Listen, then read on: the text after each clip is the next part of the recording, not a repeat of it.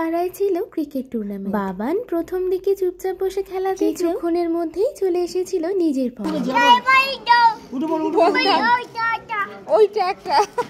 শেষমেশ বাধ্য হয়ে ওদের থেকেই একটা বল চেয়ে দিতে হয়েছিল ওর হাতে, আর সেটা পাওয়া মাত্রই শুরু দুষ্টু। দূর থেকে ঠিক ব্যাটসম্যানকে লক্ষ্য করেই ছুটছিল বল, কখনো বোলার তো কখনো ফিল্ডার। সবার দেখা দেখি ও দাঁড়িয়ে পড়েছিল ফিল্ডিং দিতে। সবকিছুই যখন বাবার মতো, তাহলে এটাই বা বাদ যাবে কেন? আর আনন্দের বহিঃপ্রকাশ তো সামনেই দৃশ্যমান।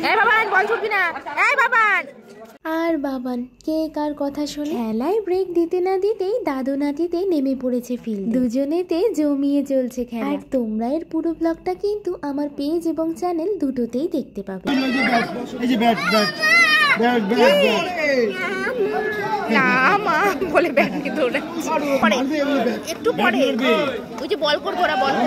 যাও বা একটু বুঝিয়ে সুঝিয়ে আটকে রেখেছিলাম বাবাকে দেখা মাত্রই। আর কার সাধ্যে আছে ওকে আটকাবে?